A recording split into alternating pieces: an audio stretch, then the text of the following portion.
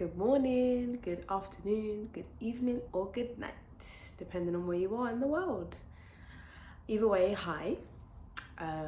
Thank you for coming back and thank you for watching another one of my videos about misplacing my voice. I just thought I really want to take myself back to the place I was actually in, and although that is quite a difficult place, it's going to help me more in terms of actually telling you the story. So I'm going to set the scene. It's August of 2023 and I have had the best season for my music in ever, in terms of shows, in terms of consistency, in terms of commitment from myself, in terms of momentum, right? I've done a couple shows back to back. I've been booked for my first ever private show booking, which I really enjoyed actually as well.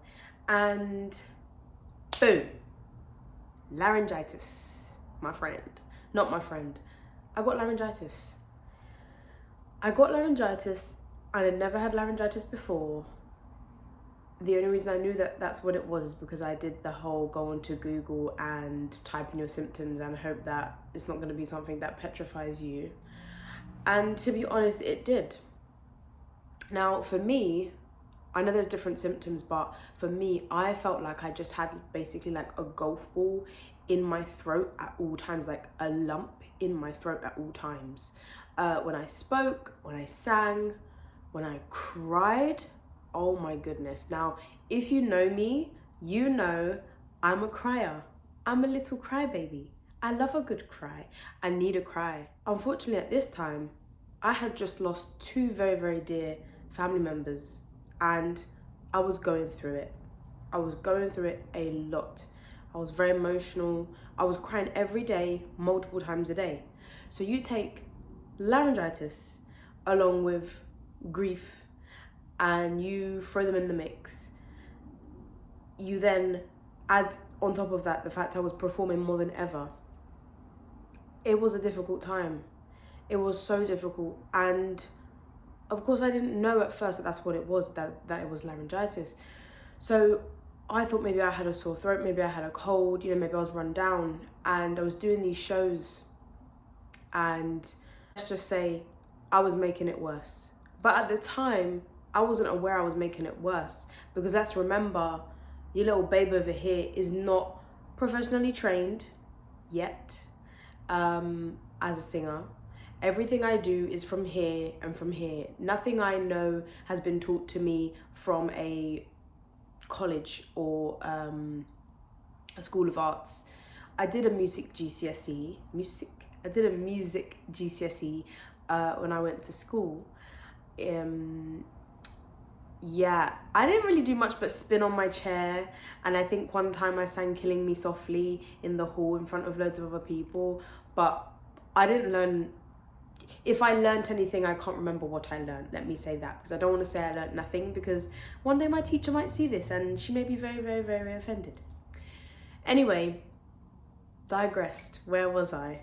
So I'm talking about, no, I have completely sipped tea. Okay, so laryngitis, yeah. Anyway, horrible thing. So I had laryngitis, got over the laryngitis, and got laryngitis again. You know me. So now I'm just in a pickle. I am uncomfortable. I am doing shows and I get sort of to the third song and I just feel uncomfortable. It's feeling like a strain to get through the rest of the set, and it's making me more upset. So now I'm doing upsets. Was that funny? No, that might not have been funny. I think that was quite funny. Anyway, so the point is that it just became tiresome, and music was the only thing I had at that time that was keeping me sane. It really was. Like, I have really good people around me, a great support system, but honestly that was the thing keeping me on track. There's lots of other things that support you along the way and they help, but this music, it was just like my therapy. I would go to the studio once a week and just have at it. I'd book one of those rehearsal rooms, big room, you know, easily fit like 5, 6, 7 people in there, just me, one Duchess in there with my microphone, dancing all around the place. Because why? That's what I needed at that time. Anyway, so I want to talk about the side of misplacing my voice that started to come out for me at that time. And in that, I mean expression, right? So because I had to stop using my voice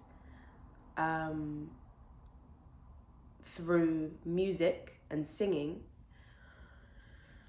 I was now having to express myself in other ways in terms of creatively, right? So I've been expressing myself creatively through music for, as I said, like a good 4 years by now. No, a good 3 years by now.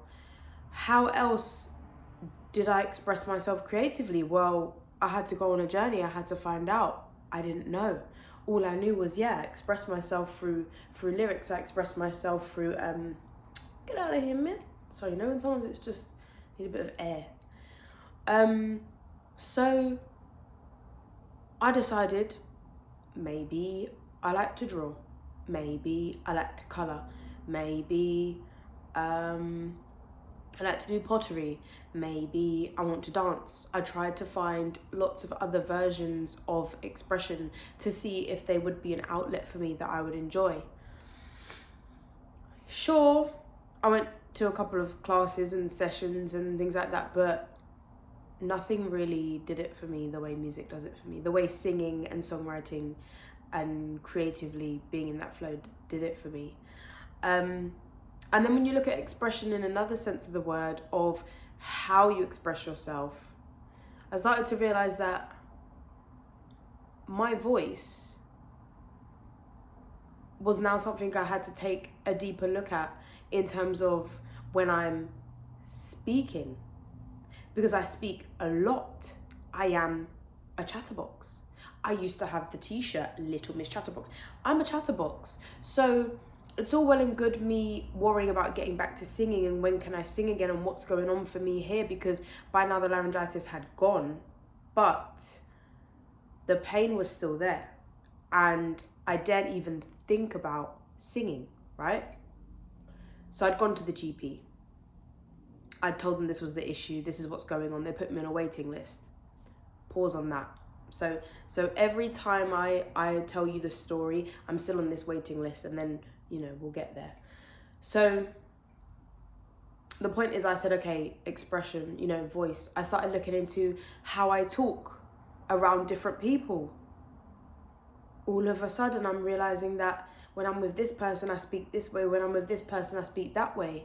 Different tones, different sounds, different accents, different, you know about the accents, different pitches, different, okay, that's interesting. Then I'm having an identity situation where I'm saying to myself, so am I that person or am I that person? And is that Duchess or is that Jessica? Or is that both of them? Or are they, right? So I'm like, okay, looking at how I express myself, looking at, do I express myself enough with my voice and the things I say? Now, again, I'm somebody who's very vocal, incredibly vocal, always have been. However, I realized I'm still not expressing myself the way I want to. I'm expressive, but what I'm expressing is not truly how I feel or truly how I want to express it, right? I started to realize that maybe sometimes I want to be a bit louder than I actually am. I have a lot of people around me who are quite loud, and sometimes for me that's a little bit much. In sensory terms, it's a bit, guys, not today, not today. It's a bit like a siren going past. But sometimes I want to be loud.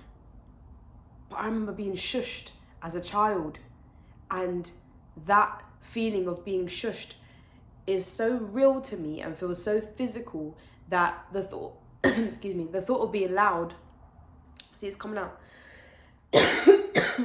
The thought of being loud is not something that's even in mind. So I started to be a bit louder here and there when I felt like it. Give it a try, give it a whirl, you know? Start off with a safe space. Certain things around how I react. How do you express yourself when you react to certain things? How do you express yourself with your voice when you are happy, sad, calm, angry, all the things? And this is where the journey was taking me, because I couldn't sing, you see. So the first part was, okay, I'm in pain. Okay, I've had laryngitis. Okay, the grief is making me cry more, which is causing more pain, which is causing more issues and causing more strain. And then I'm just starting to rhyme again. But yeah, it was just in the beginning, it felt like a domino effect of realizations, but no sense of a light at the end of the tunnel. Because although I speak about it now and I'm smiling and I feel joyful, it was literally gloom and doom. It literally felt like somebody had just pressed the pause on my life. Oh, I know you were having a good time. I know you're having a good time over here. I know you were enjoying yourself. I know music's going great for you right now. I know you feel like you're finally in the flow. After all of these years, I'm just going to press pause. I'm just going to press pause right there. And I was wondering, well, when are you going to press play? I'm going to leave it right there. Excuse me, I still have a little bit of a cold. I'm going to leave it right there for now, because I'm going to feed this to you in dribs and dribs and drabs. And I'm only going to be able to tell you as much as I can deal with each time. So I hope that's okay. Yes, enjoy wherever you are, and have a warm cup of tea for me. Bye bye now.